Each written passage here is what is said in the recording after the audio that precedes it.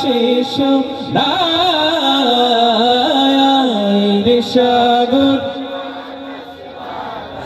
দেখবি যদি রে সাগর দেখবি যদি ইশকে নবী। এত ক্ষীণ আওয়াজ, আমি কিন্তু আহত হচ্ছি আপনাদের কণ্ঠের আওয়াজ শুনে। আপনারা কি রাসূলকে মহব্বত করেন না? সবকিছুর থেকে রাসূলের প্রতি মহব্বত বেশি থাকতে হবে, তাই না? সুতরাং আমরা দিল খুলে, কণ্ঠ ছেড়ে, কণ্ঠের সবটুকু আওয়াজ দিয়ে একসাথে গাইবো ইনশাআল্লাহ, ছোট বড় সবাই। ইশকে নবী। আচ্ছা, বুঝতে পেরেছি, আওয়াজ বাড়ার একটা ফর্মুলা আছে, অ্যাপ্লাই করব। আচ্ছা, এই যে এই লাইটের এই পাশ থেকে একটা দল, এখানে আরেকটা দল, এখানে আরেকটা দল, দেখি কাদের আওয়াজ বেশি হয়, ঠিক আছে?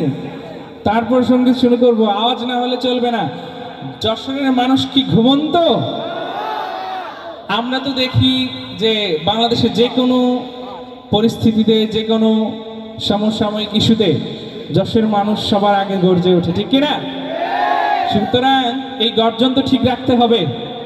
পরিস্থিতি আগের থেকে অনুকূলে না, এখন তো আওয়াজ আরো অনেক বেশি ভালো হতে হবে, তাই না?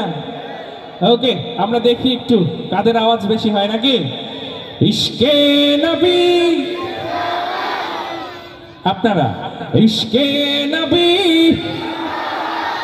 এই পাশে ইশকে নবী। আমার কাছে সিমিলার মনে হয়েছে, তিন গ্রুপেই সিমিলার মনে হয়েছে। এবার সবাই